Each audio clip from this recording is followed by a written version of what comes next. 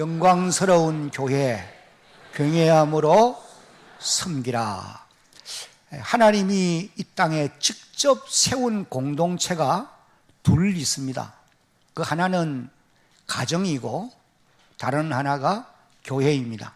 창세기 2장을 읽어보면은 하나님이 한 남자와 한 여자를 만드시고 짝을 지어 가정을 이루도록 그렇게 해 주셨습니다. 그러므로 우리 모든 사람들은 우리의 가정이 너무도 중요한 곳이다, 이 사실을 늘 기억하면서 가정 안에서 행복을 누리며 살아가는 이런 모든 사람들이 되어야 됩니다. 그리고 이제 아울러 하나님이 세우신 것이 교회예요. 마태복음 16장 18절을 읽어보면 예수님께서 이렇게 말씀을 하십니다. 또 내가 네게 이르노니 너는 베드로라. 내가 이 반석 위에, 그 다음 같이 읽겠습니다. 내 교회를 세우리니 음부의 권세가 이기지 못하리라. 사도행전 20장 28절에도 보면은 하나님이 자기 피로 사신 교회를, 하나님이 자기 피를 흘려서 교회를 세우셨다. 이것을 너희로 돌보게 하셨느니라. 그렇게 말씀을 하시고 계십니다. 사도 바울 같은 사람은 에베소서 1장 23절에 보니까 교회는 그리스도의 몸이라, 그렇게 이제 말씀을 하기도 하셨어요. 그러므로 여러분, 지상에 있는 이 모든 교회는 하나님의 교회인 줄로 믿으시기를 바랍니다. 그러므로 오늘 저와 여러분들이 섬기는 이 대양교회도 하나님의 교회요, 또한 그리스도의 몸이라고 하는 사실입니다. 저는 오늘 우리가 함께 교독을 한 요한계시록 1장 9절로 20절까지의 이 본문에 기록되어 있는 말씀을 통해서 하나님이 지상에 세워둔 이 지역교회들, 대양교회를 비롯한 이 땅에 존재하는, 한국 땅에 존재하는 약 한 5만여 이 교회들, 하나님의 교회가 얼마나 중요한 것인가, 이것을 깨달아 알 수 있기를 바라고, 그리고 나아가서 우리 모든 성도들은 하나님의 교회를 두려운 마음을 가지고 섬겨 살아갈 수 있는 그런 모든 하나님의 사람들이 되어지기를 간절히 바라면서 오늘 말씀을 이제 전하려고 합니다. 읽은 본문의 내용은 사도 요한이 주후 94년에서 96년 사이에 로마의 도미시안 황제의 핍박을 받아서 예배소 교회를 섬기다가 이 밤모섬으로 유배를 당해 가서 거기서 약 한 1년 6개월 머무는 동안에 하루는 주일날, 마치 오늘 우리가 주일날 예배를 드리듯이 사도 요한도 그곳에서 하나님 앞에 혼자 예배를 드리다가 성령의 감동을 받습니다. 그리고 성령의 음성을 들어요. 그래서 음성이 들리는 곳으로 이제 돌이키다가 놀라운 환상을 하나님이 그에게 보여주신 것입니다. 요한이 본 것이 7 황금 촛대, 7 금촛대를 보게 되어졌습니다. 이 7 금촛대를 보는데 그 촛대 사이에 인자 같은 분이 계셨던 것입니다. 여기서 사도 요한이 본 인자 같은 분은 교회의 주인이시고 교회를 세우신 예수 그리스도가 분명한 분이었어요. 사도 요한이 본 그 주님의 모습은 발에 끌리는 옷을 입고 허리에 금띠를 두르셨고, 그리고는 그의 머리에 털에 희기는 흰 양털 같고 눈 같았으며, 그리고 그의 눈은 불꽃 같았고, 그리고 그의 발은 풀무에 단련한 빛난 주석과 같다고 했습니다. 그리고는 그의 음성은 많은 물소리, 여러분 홍수가 나서 큰 물이 흘러갈 때에 그 물이 얼마나 위험 있는 그런 소리를 내면서 흘러가지 않습니까? 그리고는 또 그의 입에서는 좌우에 날선 금이 나오고 그 오른손에는 7 별이 붙잡혀 있고, 그리고 그 얼굴은 해가 힘있게 비치는 것 같더라. 여러분 12시쯤 돼서 저 바깥에서 태양을 한번 바라보세요.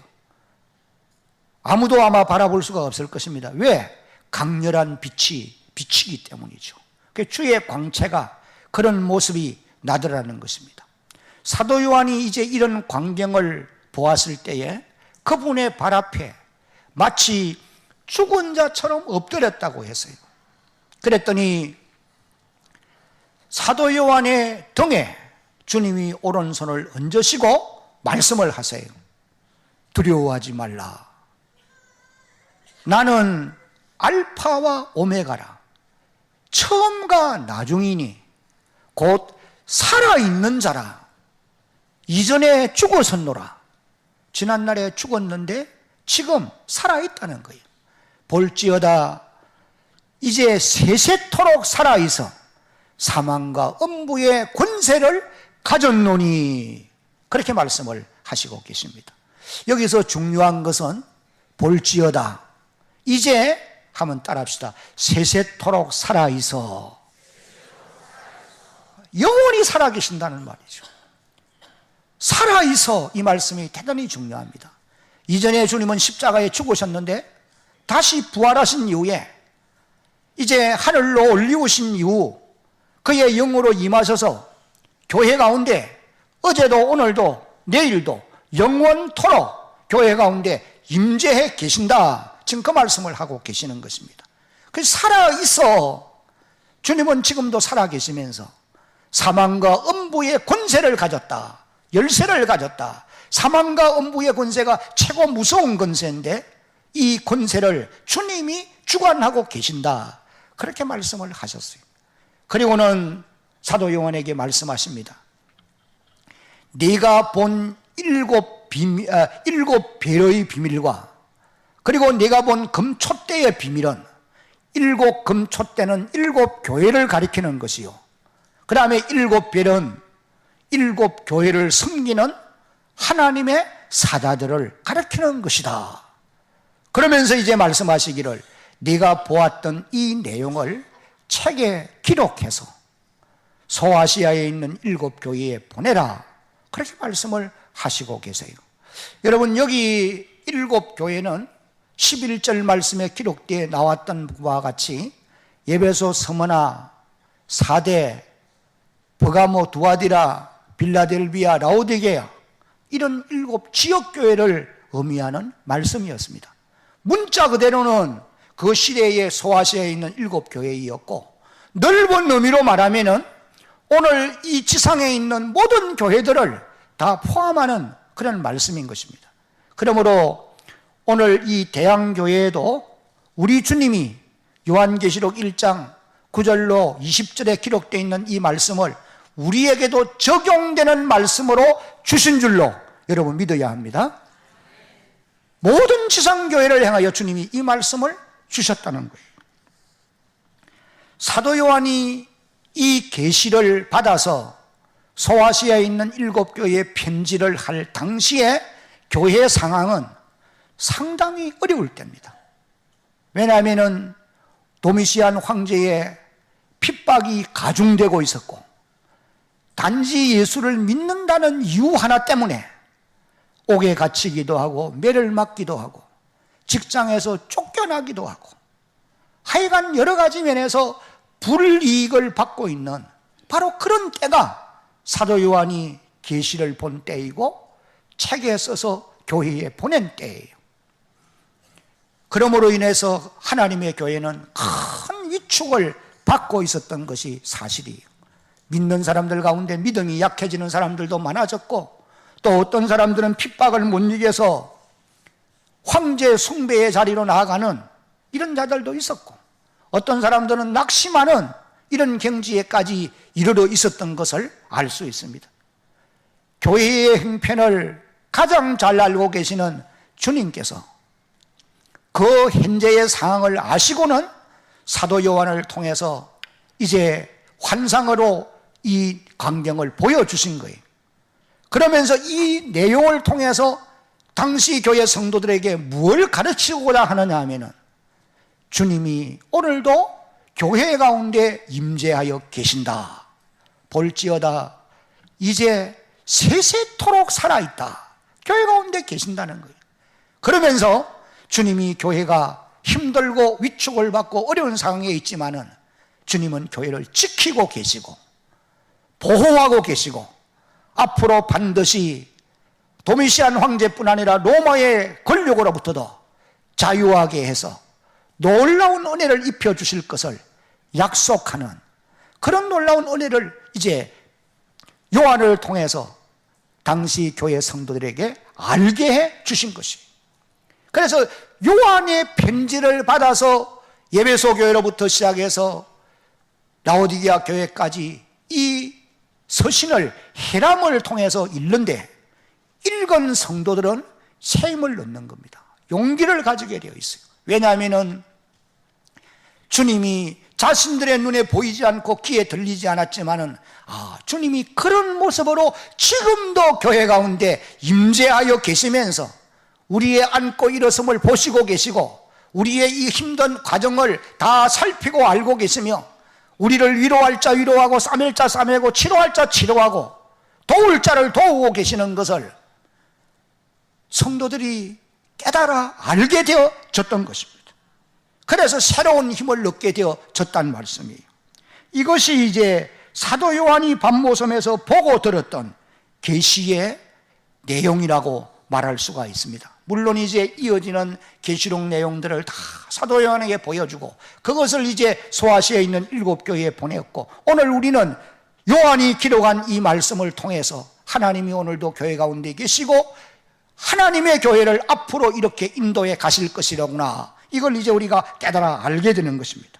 그러므로 오늘 우리는 이 말씀을 통해서 오늘 지상교회가 얼마나 중요한 것인가를 좀 더 깊이 깨달아 알아가는 그런 저와 여러분들이 되어야 할 줄로 믿습니다. 한번 따라합시다. 교회의 중요성을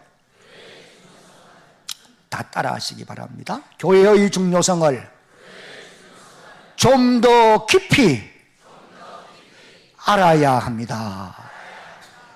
하나님의 교회가 어떤 것인지를 오늘 저와 여러분들이 이 말씀을 통해서 좀 더 깊이 알고 앞으로 이 땅에 사는 날 동안 하나님의 교회를 정말 경외함으로 두려운 마음으로 섬겨 살아서 여러분 당대뿐 아니고 자손대대로 하나님의 복을 누리며 살아가는 이런 놀라운 역사가 있기를 주의 이름으로 축복합니다.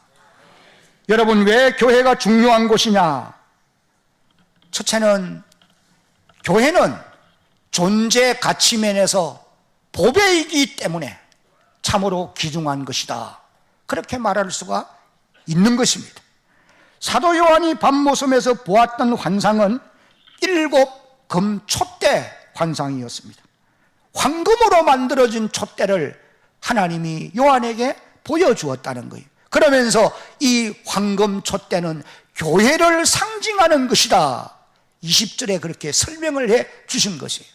여러분, 왜 하나님이 교회를 황금 촛대로 비유적으로 보여주시면서 그렇게 교회라고 말씀을 해 주셨을까? 우리가 생각할 때는 당시 교회가 너무 핍박을 받아서 위축을 받고 있기 때문에 교회를 다른 아주 열악한 모습으로 보여줄 수밖에 없을 것인데, 주님은 그런 외적인 외압을 받고 있는 교회이지만은도 교회를 황금 촛대로 비유해서 보여주셨다, 그 말씀이에요. 이것은 교회가 존재 가치 면에서 너무도 중요하다, 이것을 깨닫도록 하기 위함이었던 것입니다. 여러분, 금이 귀하고 보배입니다. 황금을 싫어하는 사람은 아무도 없어요. 여러분 가운데 황금 싫습니까? 저에게 갖다 주세요. 다 금을 좋아해요. 그건 보배기 때문에 그렇습니다. 여러분, 교회도 하나님이 보시기에 너무도 귀중한 보배라고 하는 사실이에요. 사람들이 보고는 손가락질도 하고 욕도 하고 이유도 없이 교회를 핍박하려 하지만은, 그러나 하나님은 하나님의 교회를 보배라고 여기시고 계심을 우리가 깨달아 알아야 되는 것입니다. 독립운동을 했던 김구 선생이 이런 얘기를 했었어요. 경찰서를 10개를 짓는 것보다도 교회 하나 짓는 것이 더 낫다, 그런 말을 하셨어요. 그건 뭘 의미하느냐 하면은 당시의 지역 교회들이 그 사회에 미쳤던 영향력이 얼마나 컸던가 하는 것을 우리로 하여금 알게 하는 말씀이에요. 당시의 교회 하나가 그 지역사회에 미치는 영향력이 너무도 컸다는 거예요. 많은 사람들을 옳은 대로 인도했고, 힘들고 지쳐있는 사람들을 용기를 불어넣어서 살아온 삶을 살게도 했고, 사회에 미치는 영향력이 너무 컸다는 거예요. 통계에 의하면 그 당시는 인구 비례해서 믿는 교회에 속한 성도들의 수요가 2%밖에는 안 되었다는 겁니다. 그렇지만은도 그 사회를 주도해 갔던 그런 놀라운 역사를 우리는 알 수가 있는 것입니다. 오늘 현실교회는 약 한 인구 비례에서 한 20%에 가까운 이런 사람들이 교회 공동체 안에 있지만은도 교회가 많은 세상 사람들로부터 조롱거리가 되어져 있는 그런 시대를 지금 우리가 살아가고 있는 것이죠. 그러면 왜 지상교회가 그렇게도 중요한 것이냐? 교회는 사람을 살리는 곳이기 때문에 그런 것입니다. 잃었던 생명 찾았고 광명을 얻었네, 우리가 부르는 찬송가사의 내용이에요. 오늘 여기에 함께 예배를 드리는 저와 여러분들도 교회를 통해서 우리의 잃었던 생명이 구원을 얻게 되고 생명을 찾게 되었고, 또한 우리가 흑암의 권세에 놓일 수밖에 없었는데 광명의 자유를 얻는 이런 복을 우리가 누리게 되어진 것입니다. 이것을 누가 부인할 것이냐는 말이에요. 하나님은 2000년 기독교 역사 속에서 교회를 통하여서 하나님의 백성들을 구원의 자리로 인도해 오시는 일을 계속해 오셨고, 지금도 교회를 통해서 구원할 자를 구원하고 계실 뿐 아니라 앞으로도 그렇게 해 가실 것입니다. 그런 의미에서 하나님의 교회는 생명을 살리는 구조선과 같기 때문에 너무도 귀중한 것이다, 그렇게 말할 수가 있다는 거예요.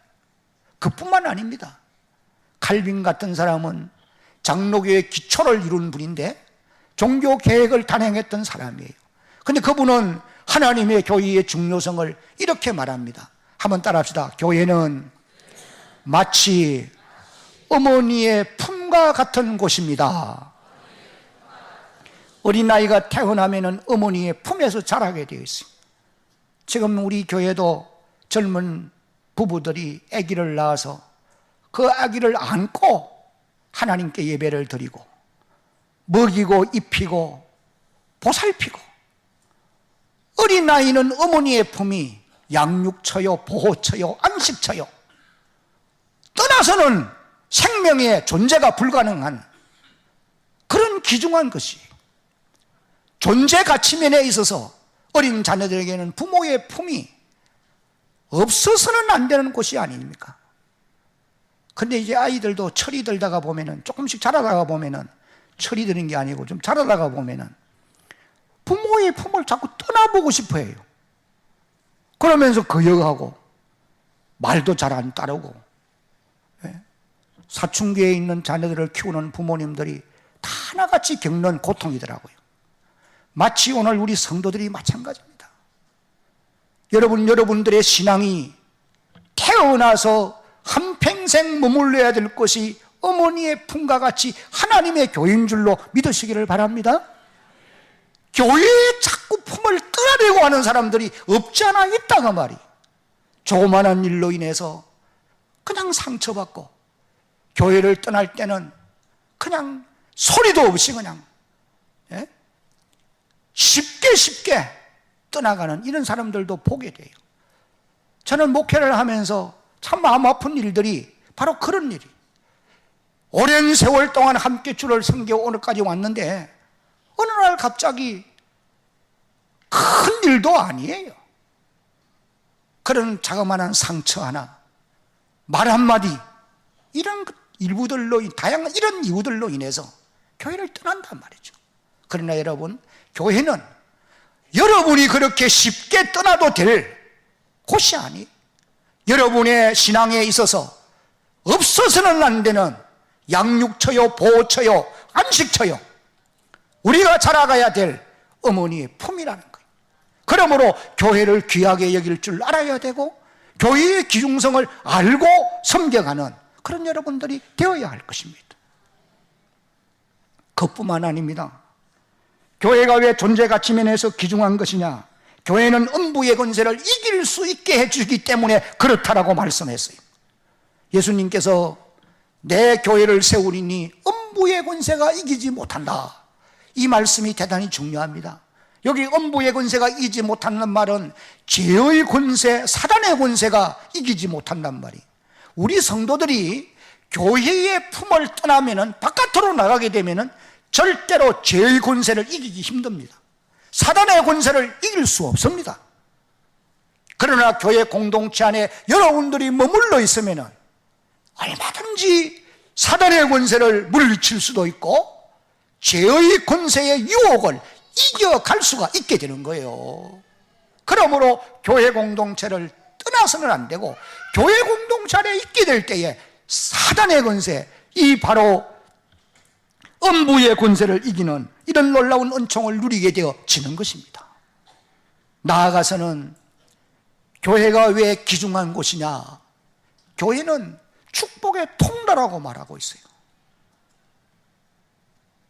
참으로 교회는 신비한 곳입니다. 오늘 내가 교회 당장 들어왔다고 해서 나의 삶에 막 놀라운 역사가 일어나느냐? 그렇지는 않아요.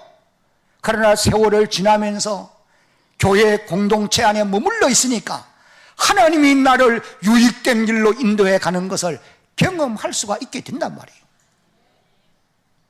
여러분, 교회가 없으면 오늘의 여러분들이 이런 모습으로 있을 것이다, 불가능한 일일 수 있어요. 저는 지금도 물론 목사이기 때문에 여러분 그렇다고만 생각하지 마세요. 오늘의 내가 여기에 있는 것은 교회 때문에 그렇죠. 어린 나이에 교회 갔는데 이상하게 그것이 좋아요. 우리 가문은 예수 믿는 사람이 없었습니다. 제가 제일 처음으로 예수 믿은 거요. 교회 가니까 좋더라고요. 그리고 사람들이 반갑게 맞이해주고, 나는 한 번 교회에 출석하면서부터 교회를 떠나본 적은 없어요. 오늘에 이르는 사이에 교회는 신비한 곳이 되어서, 축복의 통로가 되어서 오늘의 나를 있게 한 것이다, 나는 그렇게 고백할 수 있습니다. 여러분, 요한복음 10장을 읽어보면 예수님이 이렇게 말씀하십니다. 한번 따라합니다. 나는 포도나무요, 너희는 가지니. 여러분, 가지는, 포도나무가 축복의 통로입니다. 가지가 아무리 재능이 있고 똑똑해도 나무를 벗어나서는 존재할 수 없습니다. 나무를 통해서 영양분을 공급받고 좋은 것을 받아서 열매 맺게 되어 있는 것이죠. 오늘 우리 성도들도 마찬가지라는 거예요. 교회가 우리가 누릴 수 있는 축복의 통로라는 거예요. 거기로부터 좋은 것들을 받아서 우리가 열매 맺는 이런 삶을 살아가는 이런 복을 누리게 되어 있는 것입니다. 그러므로 여러분, 하나님의 교회는 오늘도 저와 여러분들에게 축복의 통로인 것을 확실히 믿고 교회 안에서 한평생을 살아가는 그런 여러분들이 되어야 할 줄로 믿습니다. 그래서 교회는 존재 가치 면에서 보배와 같기 때문에 참으로 귀하다라고 말씀을 드릴 수 있고, 그 다음에 두 번째는 왜 교회가 중요한가? 교회는 같이 읽습니다. 교회는 사역적인 면에서 귀중하기 때문입니다. 하나님이 지상교회를 사도 요한에게 보여줄 때에 촛대로 보여주었어요. 촛대. 여러분, 왜 촛대로 보여주셨을까요? 여기에는 깊은 의미가 있는 것입니다. 이것은 교회가 이 세상 속에서 빛을 발하는 역할을 해야 된다고 하는 의미에서 이런 환상을 보여주셨다는 거예요. 여러분, 구약 성경으로 돌아가서 보면은 성전 안에는 촛대가 있어요. 그곳에서 빛을 발하게 되어 있습니다. 다른 빛은 일체 없습니다. 촛대에서 발하는 그 빛으로 말미암아 성전 안이 밝게 되어 있어요. 하나님의 교회가 이 땅에서 빛을 비추는 역할을 해야 된다, 그런 의미로 사도 요한에게 촛대로 보여주신 것이다, 그렇게 여러분들이 이해하시면 될 것입니다. 마태복음 5장 14절에 예수님이 이렇게 말씀하셨어요. 너희는 세상의 빛이라 산 위에 있는 동네가 숨겨지지 못할 것이요. 5장 16절에 다 같이 한번 읽어봅니다. 시작. 이같이 너의 빛이 사람 앞에 비치게 하여 그들로 영광을 돌리게 하라. 그러므로 교회는 먼저 세상의 복음의 빛을 비춰야 되는 거죠. 이것이 주님이 우리 교회에 주신 지상 명령에 속한 것입니다. 볼지어다 내가 그러므로 너희는 가서 모든 민족을 제자로 삼아 아버지와 아들과 성령의 이름으로 세례를 베풀고 내가 너희에게 분부한 모든 것을 가르쳐 지키게 하라. 볼지어다 내가 세상 끝날까지 너희와 항상 함께 있겠다. 주님이 주신 지상 명령이에요. 복음의 빛을 세상 속에 비치는 역할이 교회가 해야 될 일이라는 거예요. 그리고는 또 교회는 세상에서 착한 행실을 통해 빛의 역할을 감당해야 한다는 것입니다. 교회 공동체에 속한 우리 모든 성도들의 착한 행실은 믿지 않는 불신자들에게 빛이 되어지게 되어 있는 것입니다. 여러분들의 착한 행실이 세상 사람들에게 빛이 되어서 여러분의 착한 행실을 통해서 그들이 주께로 돌아오는, 옳은 대로 돌아오는 이런 역사가 일어나게 되어 있다는 말씀이에요. 그러므로 교회는 사역적인 면에서도 아주 귀중한 것임이 분명합니다. 그 다음에 왜 교회가 그렇게도 중요한 것이냐? 세 번째 이유는 같이 읽겠습니다. 시작. 주님께서 교회 가운데 임재해 계시기 때문입니다. 주님이 교회 가운데 임재해 계시기 때문에 지상교회는 너무도 귀중한 것이다. 어떤 모습으로 계시느냐? 조금 전에 사도 요한이 보았던 그 모습이, 첫째는 발에 끌리는 옷을 입고 허리에 금띠를 띠셨어요. 이런 모습은 대제사장의 모습이기도 하고 왕의 모습이기도 한 것입니다. 예수님은 오늘도 교회 가운데 계시면서 제사장으로서 하나님과 백성 사이를 중간 역할을 해서 백성들의 죄를 하나님께 아뢰어 사함받게 하고 하나님의 주시는 복을 백성들에게 전달하는 통로로 제사장을 사용을 하시는 것입니다. 제사장이 없으면 하나님께 우리가 나갈 수 없어요. 주님은 영원한 제사장으로 우리를 중보하기 위해서 지금도 교회 중에 임재해 계심을 믿으시기 바랍니다. 그래서 우리가 하나님의 교회에 나와서 누구의 이름으로 기도합니까? 예수 그리스도의 이름으로 기도하는 것입니다. 우리의 중보자가 되시기 때문에. 그리고 만왕의 왕으로서 자기 백성들을 돌아보시는 거예요. 왕이 자기 백성을 돌아보지 아니하면 왕의 직무를 다하는 것이 아니지 않습니까? 왕은 자기 백성들을 돌아보는 역할을 하는 거예요. 지금도 만왕의 왕이신 그분이 교회 가운데 계시면서 이전에 들어오고 나가는 주의 백성들을 돌보시고 계심을 우리는 믿어야 할 것입니다. 그리고 그의 머리에 털에 희기가 흰 양털 같고 눈 같다고 했습니다. 이건 주님의 영원하시고 성결한 모습을 보여주는 것이, 그 다음에 그의 눈은 불꽃 같다고 했습니다. 이 말은 신적 통찰력을 가지고 교인들의 모든 것을 감찰한다는 거예요. 여러분, 이 말씀 꼭 기억하십시오. 주님의 눈은 불꽃 같기 때문에 우리의 마음의 생각까지도 꿰뚫려 보시고 알고 계시는 거예요. 말하는 것과 행하는 것과 안고 일어섬과 마음씀과 우리의 모든 것들을 살펴서 알고 계신다는 거예요. 여러분, 아픔이 있습니까? 주님이 알고 계세요. 질병으로 고난받고 있습니까? 살펴서 주님이 알고 계십니다. 여러 가지 세상 염려와 근심으로 고민하십니까? 주님이 딱 불꽃 같은 눈으로 살펴서 우리의 그 어려움들을 알고 계세요. 그러므로 그분께 아뢰면 돼요. 주님이 지금도 그런 모습으로 우리 가운데 계신다. 이것을 이제 말씀을 하셔요. 그러면은 그 발은 풀무에 달려난 빛난 주석 같고 그랬어요.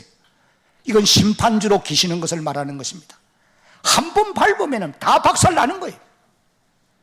심판주입니다. 그러므로 여러분, 매사에 우리가 그분 앞에 심판받을 사람들이기 때문에 조심하며 살아야 돼요. 그의 음성은 많은 물소리와 같다. 이건 주님의 권능은 불과 항력적인 것을 의미하는 말씀이에요. 홍수가 나서 대하가 흘러갈 때에 그 소리를 들어보면 간담이 서른할 정도입니다. 로마 정부가 아무리 교회를 박해해도 주님 한 번 명하시면 권력이 무너지고 세도가 꺾여지는 역사가 일어난다는 거예요. 우리 주 목소리 한 번만 바라면 천하의 모든 거 망하겠네. 우리 같이 부르는 찬송 가사에 우리 주 목소리 한 번만 바라면 온천하면 그 앞에 뜰 수밖에 없는 겁니다. 그 다음에 그의 오른손에는 7별이 있어요. 이건 주님이 그의 사자들을 붙들고 사역한다는 것을 가르쳐주는 말씀이죠. 그 입에서는 좌우의 날선 검이 나와요. 능력 있는 말씀이 그의 입에서 나온다는 겁니다. 그 얼굴은 해가 힘있게 비치는 것 같더라. 그리스도 예수의 영광스러운 모습을 보여주는 말씀인 것입니다. 다 불보십시오. 사도 요한이 보았던 이 주님이 지금도 그런 모습으로 우리가 섬기고 있는 하나님의 교회 가운데 임재하여 계신다. 아멘. 이 믿음 가지고 이 믿음 위에 굳게 서서 주를 섬겨 살아가는 여러분들이 되시기를 바랍니다. 내 눈에 보이지 않다고 없는 것이냐? 여러분, 오늘 이 공간 안에도 우리의 눈에 보이는 것보다 보이지 않는 것이 훨씬 많습니다. 이 안에는 공기가 가득 쌓여 있습니다. 이 안에는 수많은 전파가 지금 계속 우어가고 있어요. 우리를 유해하는 세균들도 분명히 이곳에 있을 거예요. 눈에 보이지 않는 이와 같은 것들이 이 공간 속에 많이 있어요. 하나님은 영이십니다. 그분이 오늘도 임재해 계시는데 사도 요한이 본 그 모습 그대로 임재하여 계신다. 이것을 우리에게 말씀해 주고 있다는 거예요. 지금 우리가 살아가고 있는 이 시대가 참 교회가 어려운 때입니다. 세상 사람들이 이유도 없이 교회는 부정적으로 말해요. 좋게 말하는 사람들이 그렇게 많지 않아요. 욕하고 어떻든지 교회를 헐뜯으려고 그러고 교회의 위상이 너무너무 위축을 받고 있는 그런 가운데 현실을 우리가 살아가고 있어요. 저도 사실 옛날에는 어디 가서 목사라는 말을 떳떳하게 했습니다. 근데 내가 뭘 잘못해가 그런 건 아닌데 때로는 목사라는 신분을 밝히기가 참 미안할 때가 많아요. 그 택시를 타도 기사에게 전도를 해야 되는데 이 목사라는 이름을 이제 말하는 것이 좀 주저스러울 때가 있어요. 그래서 택시비를 한 2,000원 정도 더 주고 그리고 전도합니다. 그러면 고맙다고 그래요.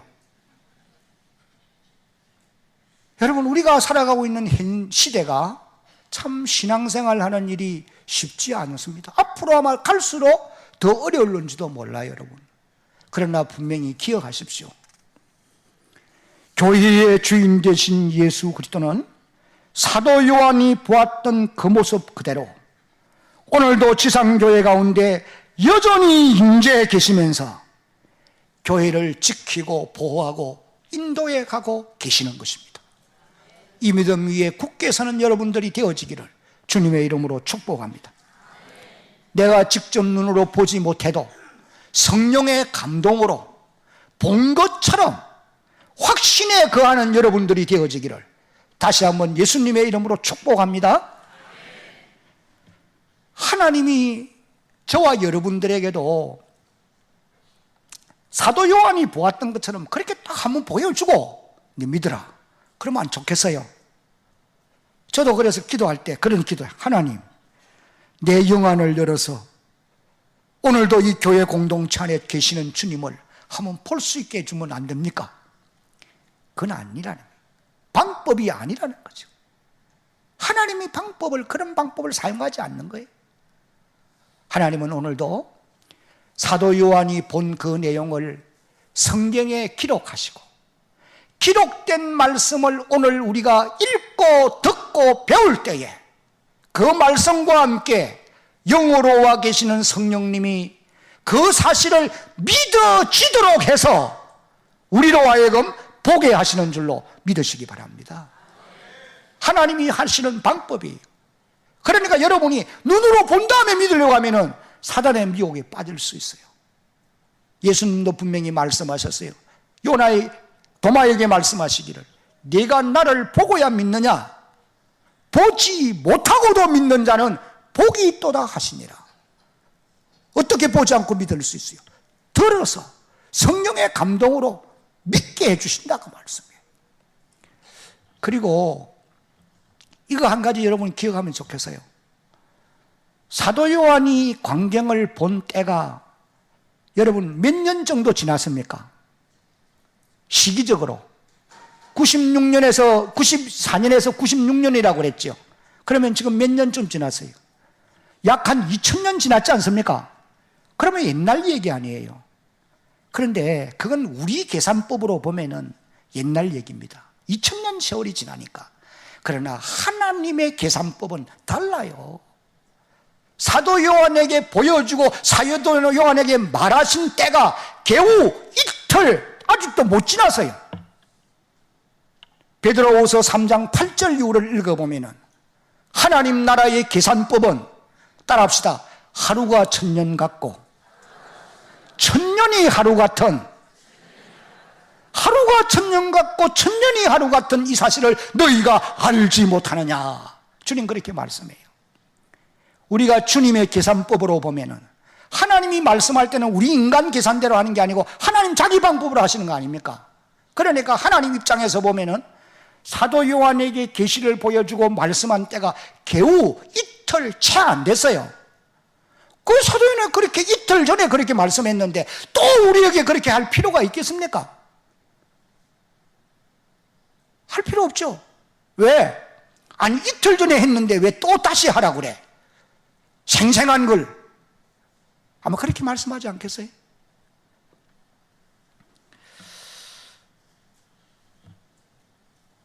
하나님이 임재해 계시면은 참 놀라운 역사들이 많이 일어나게 되어 있습니다. 성경에 보면은 하나님의 임재해 계시면은 거기에는 모든 좋은 것들이 모여지게 되어 있다. 모여오게 되어 있다. 이걸 우리에게 가르쳐 주세요. 어떤 좋은 것들이 모여오게 되느냐? 가장 좋은 것은 많은 사람들이 오게 되어진다는 거예요. 여러분, 솔로몬이 성전을 건축한 이후에 하나님이 솔로몬에게 임하시고 말씀하십니다. 내 눈과 내 마음이 항상 이곳에 어떻게 하시리라? 있으리라. 약속하세요. 하나님의 임재를 약속한 것입니다. 여러분 보세요. 그 이후에 솔로몬 성전에 수많은 사람들이 그것도 날마다 구름대와 같이 몰려옵니다. 아울러서 열방의 재물과 부도, 바다의 부도 그렇게 공급되어 졌다고 하는 사실이에요. 열왕기상 10장 1절 이후를 읽어보면 서바유왕이 많은 대신들을 거느리고 거기에 은금보화를 낙타에 싣고 예루살렘을 찾아와요. 그러면은 또 열왕기상 10장 24절로 25절을 읽어보면 이렇게 기록되어 있습니다. 온 세상 사람들이, 한번 같이 읽어봅니다. 온 세상 사람들이 다 하나님께서 솔로몬의 마음에 주신 지혜를 들으며 그의 얼굴을 보기 원하여 25절 그들이 각기 예물을 가지고 왔으니 곧 은그릇과 금그릇과 어복과 갑옷과 향품과 말과 노새라 해마다 그리하였더라. 하나님이 임재해 계시면은 여러분 사람도 오게 되어 있고 물질도 오게 되어 있다는 거예요. 그렇습니다. 신약 시대도 보세요. 주님 계시면은 사람이 구름대처럼 모입니다. 500여의 기적이 일어납니다. 먹고 남섭니다. 항상. 오늘 하나님의 교회도 마찬가지. 여러분, 하나님의 교회가 살아있는 하나님의 말씀이 바르게 선포되어지고 기도와 찬양과 경배가 하나님께 뜨겁게 올려지고 그리고 나아가서 하나님의 기사와 표적이 따르고 성령의 체험을 할 수 있는 그곳에 하나님은 구원받을 사람들을 더하여 주시는 줄로 믿으시기 바랍니다. 그런 교회가 필요로 할 때에 하나님은 물질도 공급하시는 줄로 여러분 믿으시기 바라요. 나는 우리 교회를 가만 생각해 보면 참 너무 감사한 것이, 여러분 우리 교회에 부자가 있느냐? 부자 별로 없습니다. 물론 다 아들, 딸 있으면 부자지만은 많은 재산 가진 분이 거의 없어요. 그런데 우리가 이 건물을 참 어떻게 지었는지 나는 몰라요. 지금 생각해보면 너무 기적이에요. 정말 이 100억이 넘는 일이거든요. 이 양반들 100억 해도 꼼짝도 안 하십니다. 재산이 100억쯤 되는지 모르겠지만은, 그건 지금 우리가 이제 빚을 지고 있습니다만은, 채무를 지고 있습니다만은 걱정하지 않아도 될 것은, 내가 그것 때문에 때로는 고민하면서 하나님 어째면 좋겠습니까? 기도하니까 하나님 그래, 네가 이 네 빚 아니지 않냐? 내 빚이 아니라고 하는 거예요. 하나님 빚이라는 거예요. 알아서 하실 거예요. 그러니까 지금 우리가 지난날과 같이 이 건물 짓기 전에 하던 대로 다 하고도 지금 감당해 가고 있어요. 하나님이 우리에게 필요하니까 물질도 주시는 것이라 그 말씀이에요. 주님이 이곳에 임재해 계시기 때문에 사람들도 더하여 주셔야 되겠고, 그러나 나는 너무 가슴 아픈 것이 저 자리가 빨리 차야 되는데 그게 내 가슴이 아픈 거예요. 여러분은 보고도 그냥 늘 지나가는지 모르겠는데 좀 가슴 아프게 생각하시기 바랍니다. 그 어떻든지 여러분이 복음 전하려고 노력해야 돼요. 그리고 이곳에 필요로 하는 거 하나님이 때를 따라서 공급해 주실 줄로 여러분 믿으시기 바랍니다. 크게 아멘. 교회가 부유해지면은 교회만 부유해지느냐? 아니요. 하나님이 여러분의 삶을 먼저 부욕해 주실 줄로 믿으시기를 바랍니다. 여러분이 부유해져야 하나님의 교회가 부욕해 되어 있어요. 성도가 가난한데 어떻게 교회가 부유할 수 있습니까? 하나님이 먼저 교회가 필요로 하면은 성도들을 복 주셔서 부욕해 하시고 그들로 하여금 교회를 부욕해 만드시는 분이 하나님이세요. 이제 말씀을 맺겠습니다. 교회가 그러함으로 이제 마지막 네 번째 제목 띄워보십시오. 다 같이 시작. 두려운 마음으로 섬겨야 할 것입니다. 그래서 교회를 경외함으로 두려운 마음으로 섬겨서 가야 돼요. 여러분, 교회를 너무 경시 여기면 안 됩니다. 교회 알기를 우습게 생각하는 사람들 많아요. 자기 생각대로 안 맞고 자기 뜻에 안 맞고 기분 좀 틀어지면은